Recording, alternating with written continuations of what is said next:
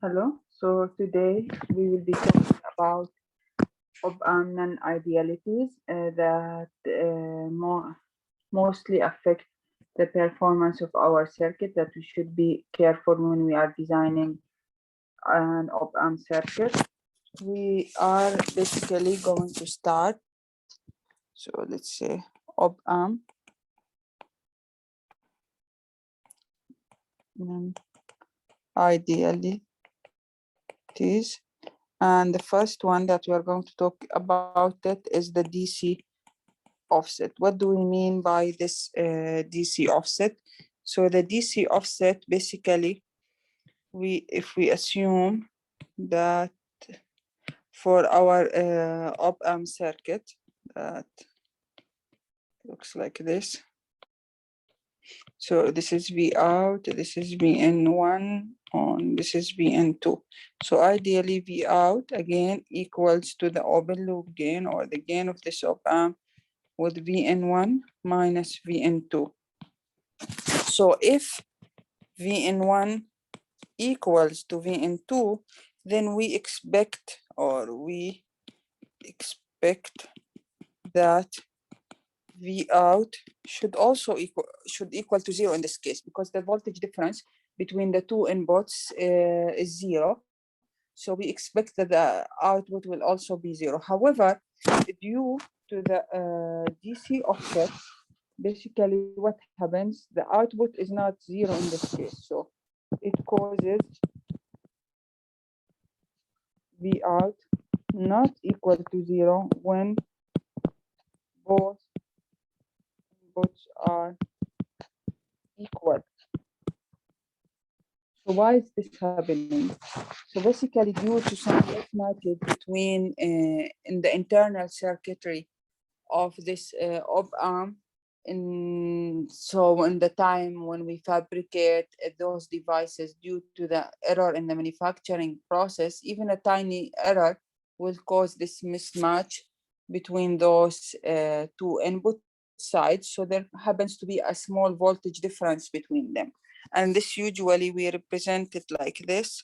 So we have a small, either on the positive or the negative side, a voltage offset voltage that is between those two terminals. So this is VN1 and VN2. And the difference between them in this case is just equal to the V offset. So the V out will equal A0 times VN1 plus V offset minus VN2. Since VN1 equals to VN2, then they are gonna cancel with each other, and we will be left with A0 times V offset.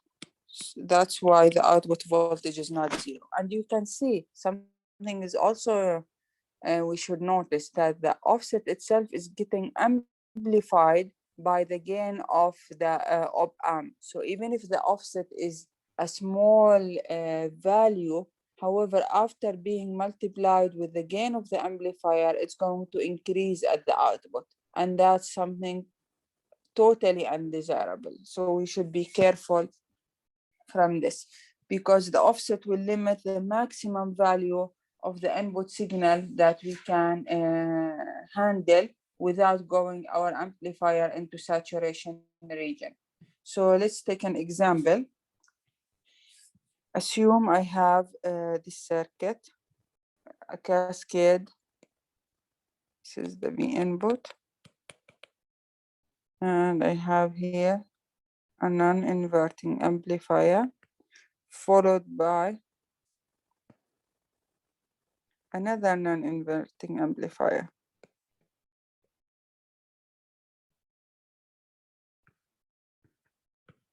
So we have a cascade of those two amplifiers, and here we are taking the output.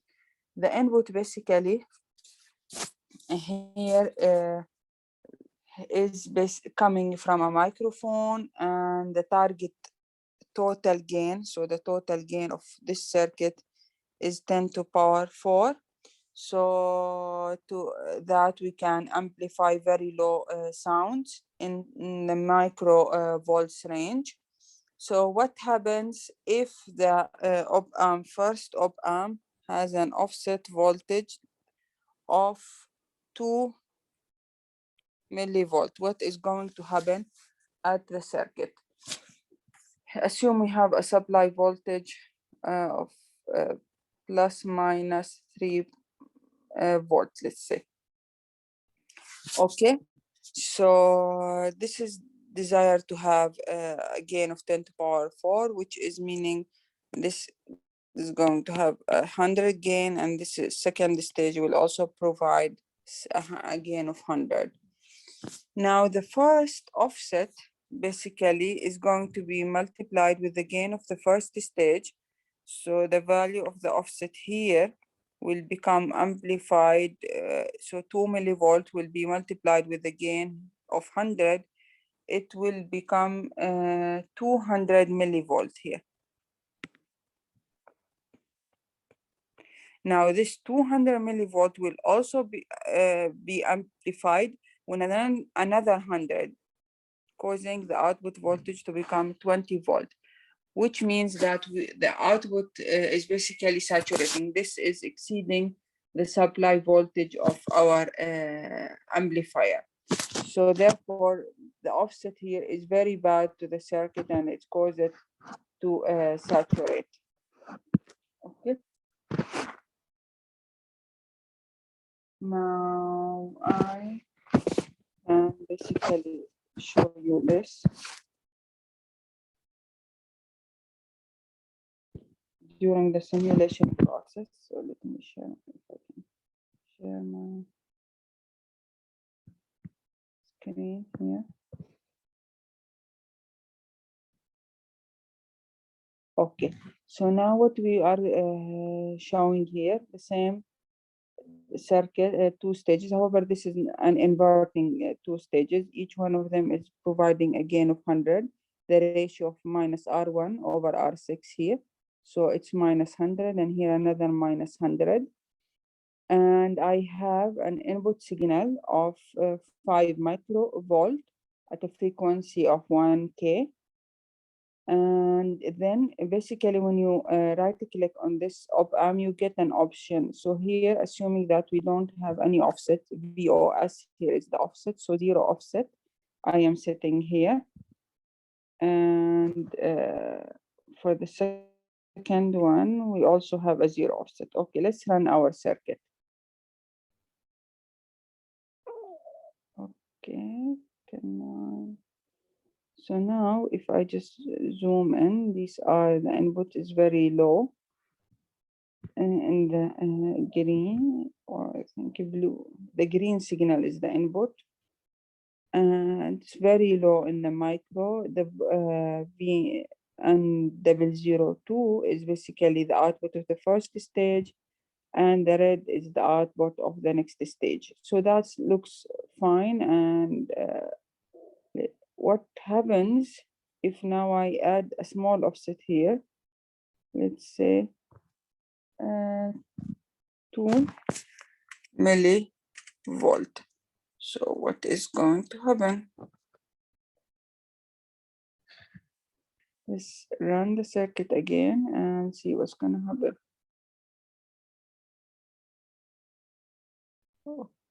Okay, so that's something very bad happened to the circuit. So we can see that it's getting saturated. Let me delete this V out and run it again.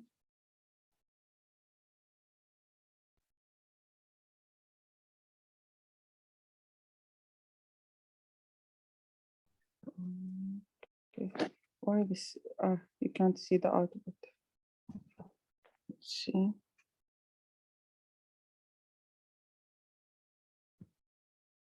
Something is going not okay here.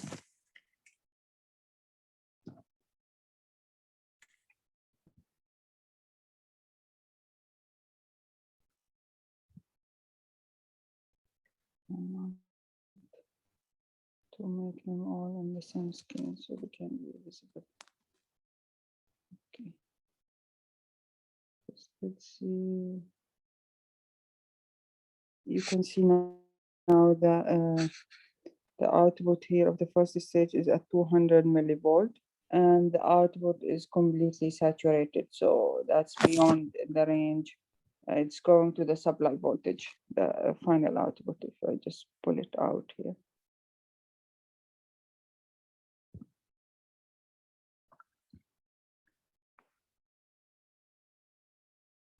So it's reaching to the supply voltage here minus 3. Okay, so that's like you have seen in the simulation the effect of the offset. I mean, without offset, the circuit works perfectly fine. With addition of the offset, the output is completely lost. I mean, it's saturated and it's become meaningless. Okay, let me stop sharing from here and come back to the whiteboard.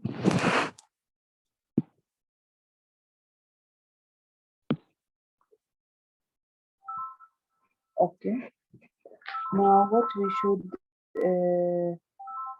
do about the offset. Basically, we need to be careful when we design our circuits at the layout stages that it should be made very symmetrical. There are some layout techniques which we learn them during like advanced courses, and we apply them when we work on this topic, so that in order to make sure that we minimize the offset of the circuit.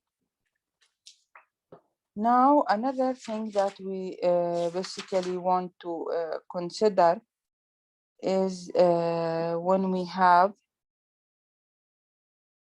another issue is that basically the finite bandwidth. So in the finite bandwidth of the amplifier, we need to understand that in our previous discussions, we were assuming that the op-amp always provide an open loop gain of A0. That's like a flat gain all the time with changing the frequency. So this is, let's say, the open loop gain.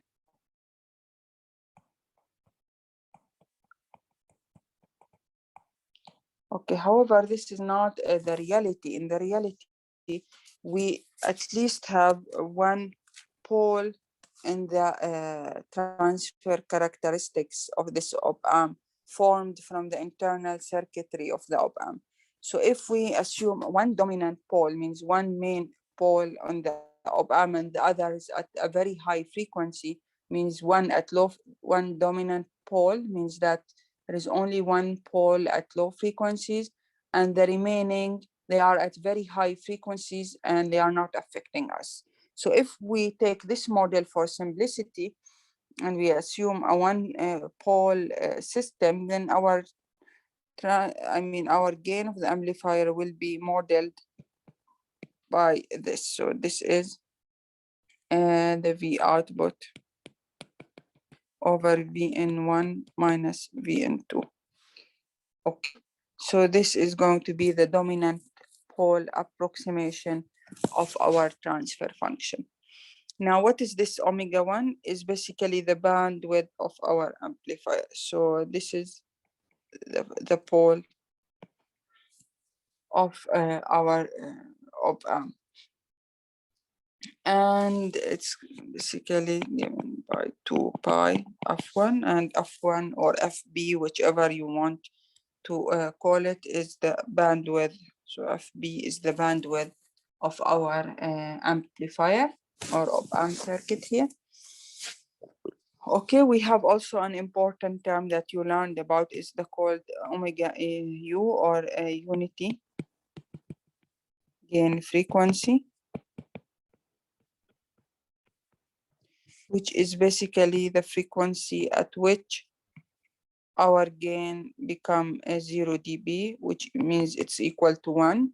And this is f unity here, omega unity, and it equals to the gain of the op-amp multiply the open loop gain, DC gain multiplied by omega 1 here. So it's this omega 1 multiplied with A1. This is called the omega unity of the op amp.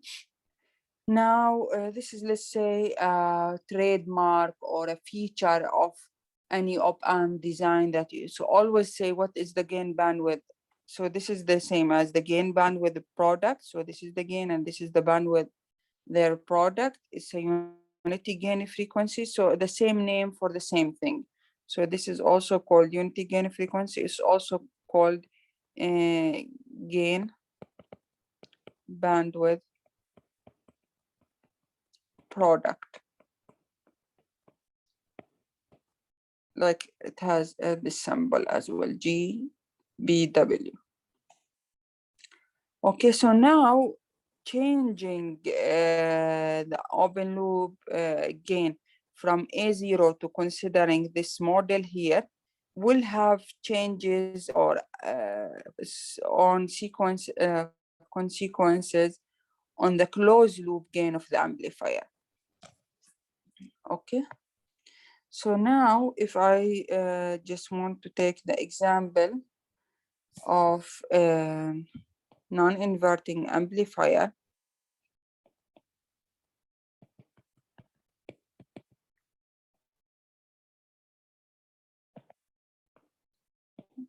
This R1, R2, and this is V out.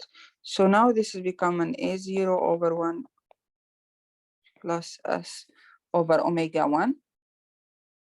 Okay, so the new gain will become, will change from what we have discussed in a simplified case earlier.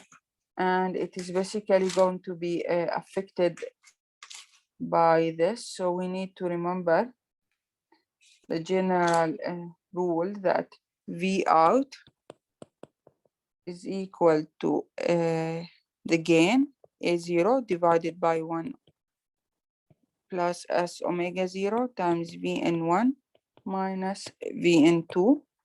And Vn1 is just equal to Vn, while Vn2 is equal to V out multiplied with R2 over R1 plus R2. So now after I simplify, V out equals to A0 over 1 plus S over omega 1 multiplied with a Vn minus R2 over R1 plus R2 times V out. And you further simplify to get V out over Vn equals to A0 over 1. I mean, here I do multiple steps at once. And this is A0 times R2 over R1 plus R2. Okay, so I mean, here you need to take this term to the other side. And then we divide by Vn in order to get this transfer function here. So now two things we need to notice. What is our DC gain now? The DC gain here is when S equals to 0. So it is going to be equal to A0 divided by 1 plus A0 times R2 over R1 plus R2. And the bandwidth here, I mean, these are closed loop I'm talking about now. The closed loop bandwidth is basically the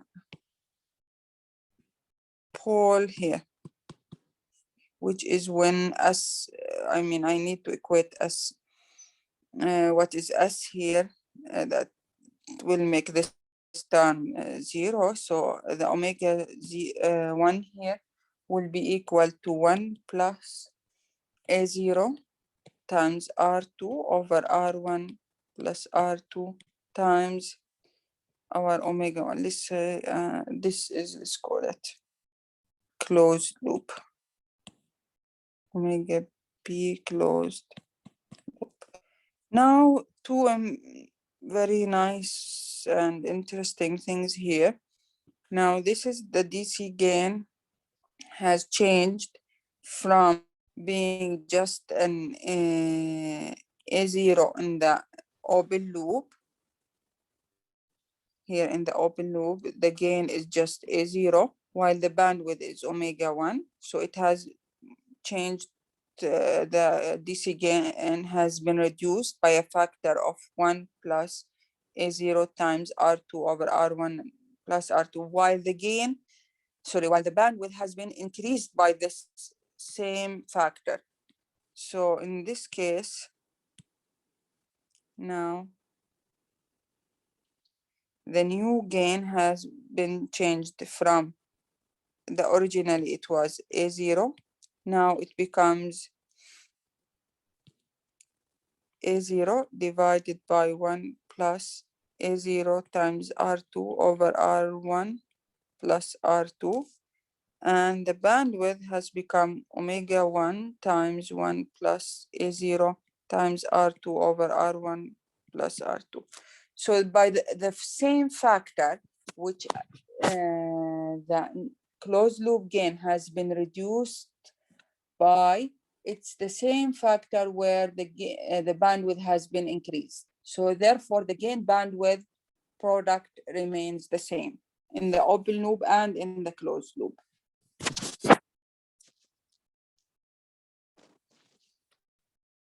Okay, now if we take an example, assume we have a non-inverting amplifier that has an open loop gain. So we have an open loop gain equals to 100, and bandwidth also open loop bandwidth, let's call it omega, or this is in terms of frequency, so f1 equals to 1 megahertz. If the circuit is to be designed for a closed loop gain, so the closed loop gain that we want equals 16. So what is the bandwidth, the new bandwidth? Closed loop. Okay, so one important thing again to notice that the gain bandwidth product, let's say, remains the same. Okay, so now we know that the closed loop gain is, let's say, for simplicity, we can use the same relation that we found here earlier, or we can use the simplified relation that we have talked about it earlier in the first class of talking about the op-amps. So this is the closed loop gain of the op-amp non-inverting amplifier. So this is equal to 16. Now omega p closed is basically equals to 1 plus A0 times R2 over R1 plus R2 multiplied with the omega 1 that is from the open loop. So this is going to be 1 plus A0 1 over 1 plus R1 to reach to this value that we have here multiplied with omega 1. So this is going to be 1 plus A0 is 100 multiplied with a 1 over 16 times 1 megahertz times 2 pi, and this gives us 2 pi times 6.3. Let me confirm it with the calculator. Number is not correct. We need to multiply 100 divided by 16 plus 1.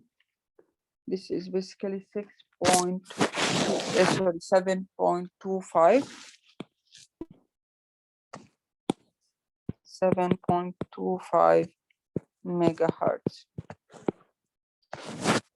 Okay. Now, what else do we want to do? We want to take one more example. So assume I have also a non-inverting amplifier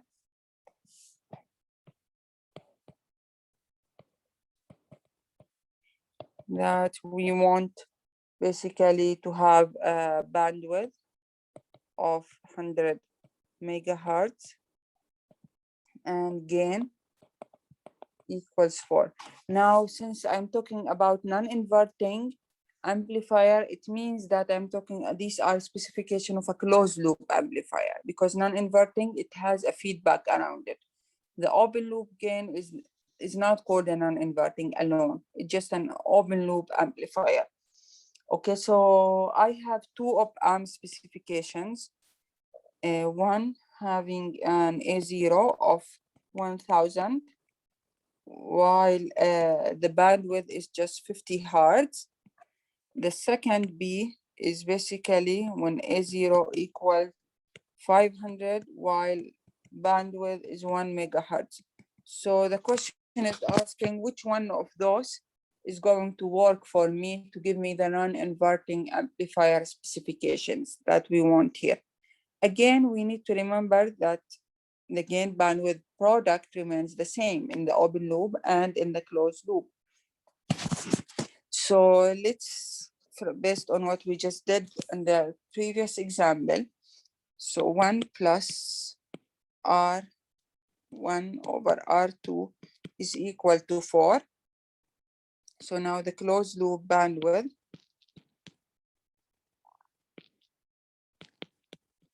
is equal to 1 plus 1 over 1 plus R1 over R2. We just did this earlier, times A0 multiplied with omega 1. So this is going to be, if I'm testing the first case, 1 over 4 times A0 is 1000 times omega 1 is 50 times 2 pi. So this will give me, looks very small bandwidth. So 26 times 50 times 2. Sorry, what is this?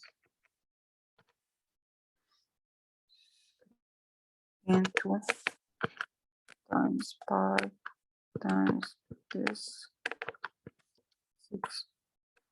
So this will give me very small bandwidth.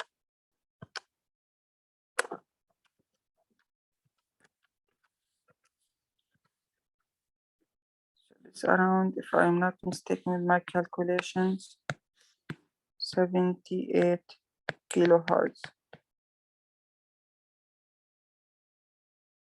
Sorry, no radians, this one.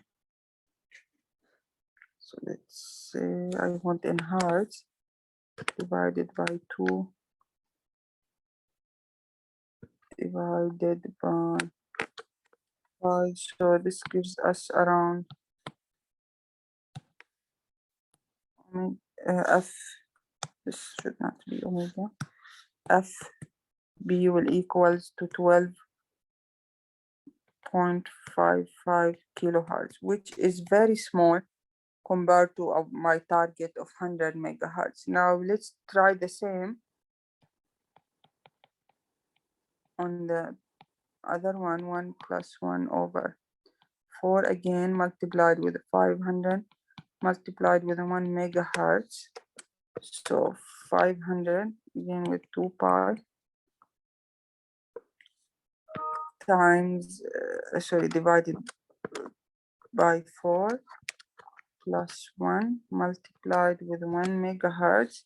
So this will gives us F bandwidth of 126 megahertz, which is higher than our requirement. So therefore option B is the one who is going to suit for this application. Therefore we can utilize it to implement this non-inverting amplifier with this specification that we have here. Now, the last non-ideality that we want to talk about is called the slew rate. Slew rate, it means that if I have, let's say, an input pulse input that's coming, and that my output should be an amplified version of this input signal. Now, this works well for a small amplitude of the signal, but what if my original signal is of a high value? I should expect that my output will also be an amplified version of this. However, this is not the case. What happens is that the amplifier slew basically in order to reach this value. So what we for small, so this is what's going to happen for small values. This is what happened for, so this is for small values. I should have not drawn them on the same one. And this is what happens for large values. In case of a slew rate, this is slew rate. So again, let me draw them here without no slew rate. Here with slew rate limitations. Okay, so this is what's going to be the output for a small, like a small signal input. This is the output. And in the case of a larger output, the signal will just directly rise and go there.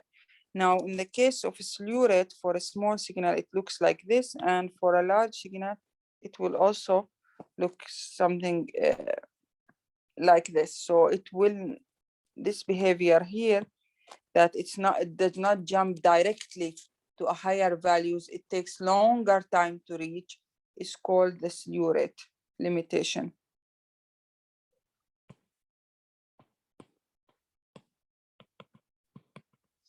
And this basically affects the shapes of our output signal.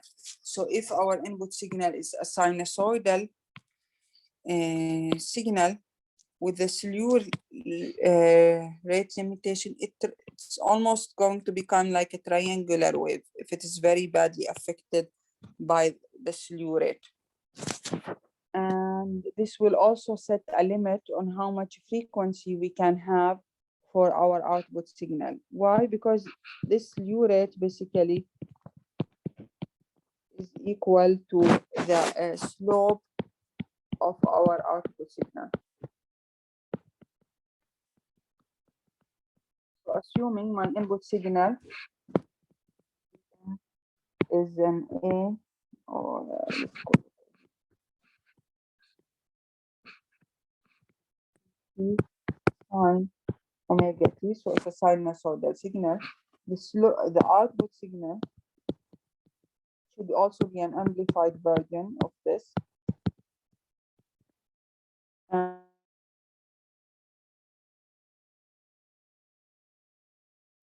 going to be the derivative of this, so it's A0 Vp times omega times cosine of omega t. So you can see that this is basically changing with the frequency.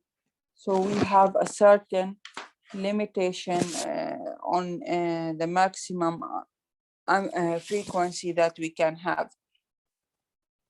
When this dV out over dt max is basically set the requirement for the slew rate, how much sharp the slope of our amplifier should be.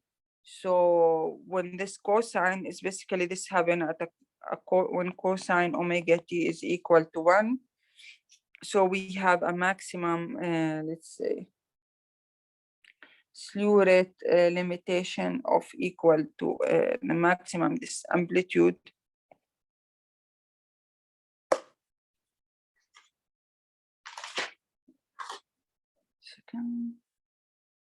Yeah, this should not be a 0. This is just, I mean, the gain of the amplifier. But it should be the closed loop gain, not the A0. So it's not an A0, it's the, let's say, gain here. It's the closed loop gain. Okay, this is times omega. So we have a certain requirements. I mean, we should expect that the slew rate of our amplifier should be greater than this value. Otherwise, the output will not follow the input correctly. Okay.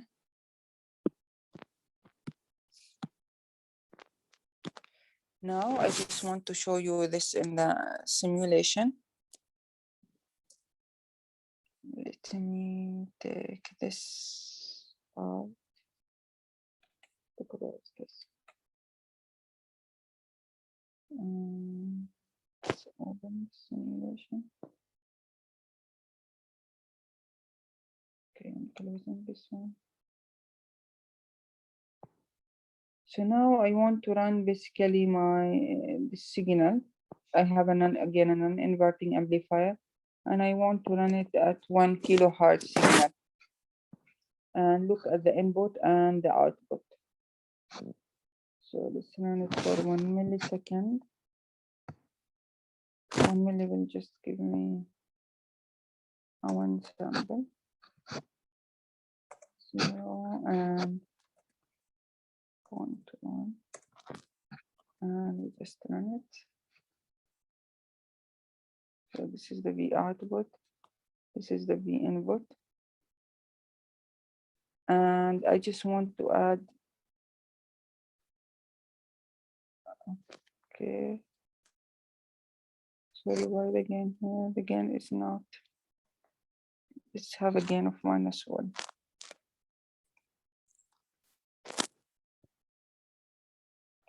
Okay. Gain of -1 is not going to work. Let's have a gain of -10. I'll just make this 1K and run again. Okay, now I want to add an expression here that is basically -10, the ideal gain of this amplifier, multiply with the input signal. So this should be basically exactly what the output is. So they should come near, I mean, on top of each other. So they are somehow very good at this frequency. Now let's see if I change this input frequency and I make it 100K. So what should be we are seeing? I ran it for a very long time, seems to be, but let's zoom in. You can, did I change amplitude?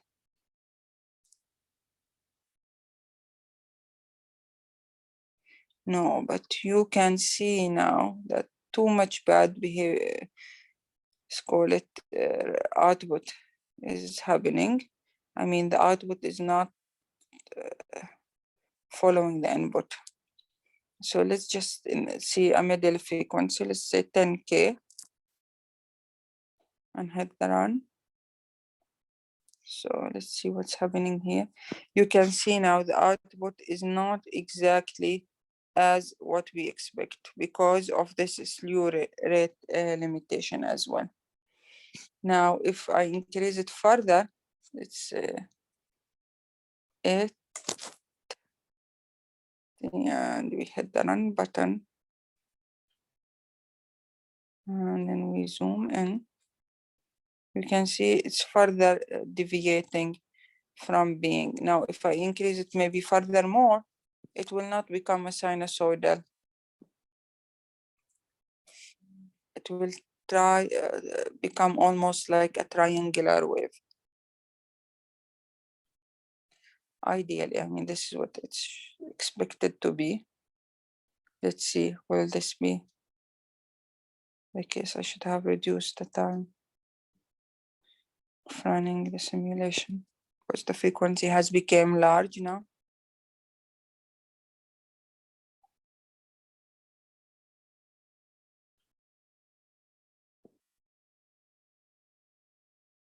Can I zoom in here or I need to wait for the run?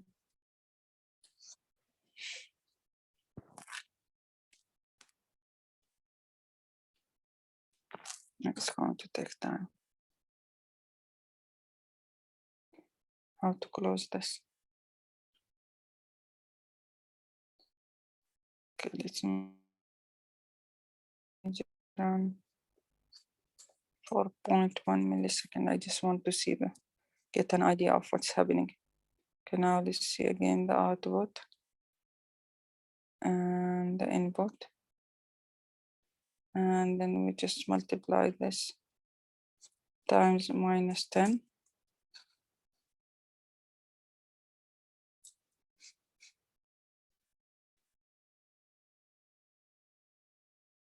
So there is something not good at all happening here. Since we have went beyond the bandwidth of the amplifier.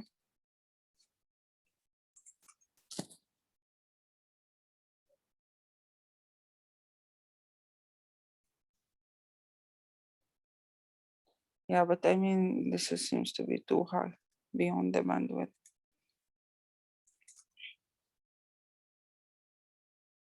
Okay, you can see that it's not following it exactly as it's supposed to be. And this is also caused by the slew rate limitation. Okay, I think we can also stop here. And by this, we are almost done from the topics of chapter 8. So the remaining one lecture will be focusing on what is required for the complex engineering problem that I'm going to be posting soon. Okay, thank you.